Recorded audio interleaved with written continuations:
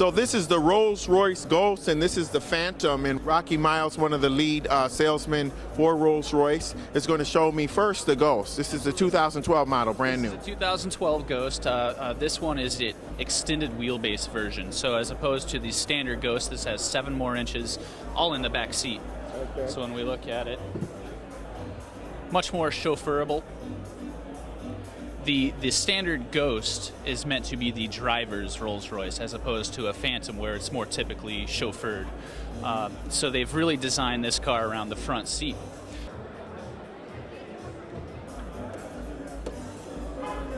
V12. Twin turbocharged V12. It does have an all self-regulating air suspension, which is what these pockets are right here. So there's not a spring suspension system like in a Chevy truck or something. It's all regulated and with an air compressor in the boot. Gives it that really smooth, what they call a magic carpet ride. Right. Feels like you're just gliding along.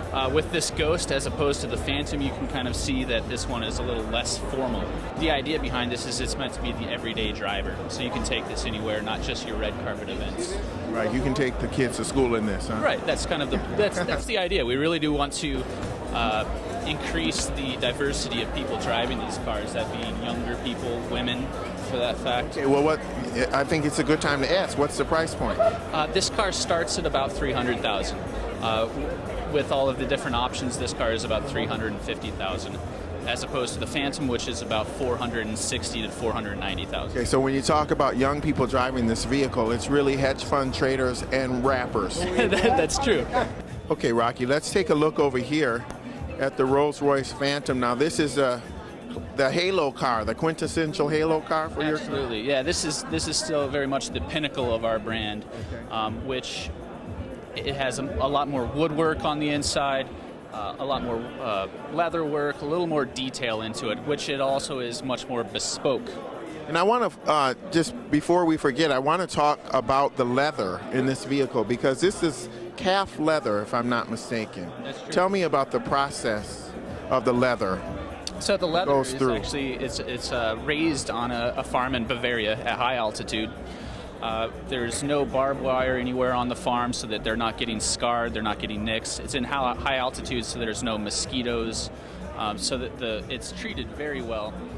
When it comes into a shop, into Goodwood at the factory, they have different laser images that go onto the leather to show you what you're cutting out, and they position it so there's no scars, no imperfections, and cut it out. This is a straight grain wood called Santos palisander, but it all is quite literally carved by hand. There's a wood shop in Goodwood, there's a paint shop, there's a leather shop, and things are quite literally made by hand.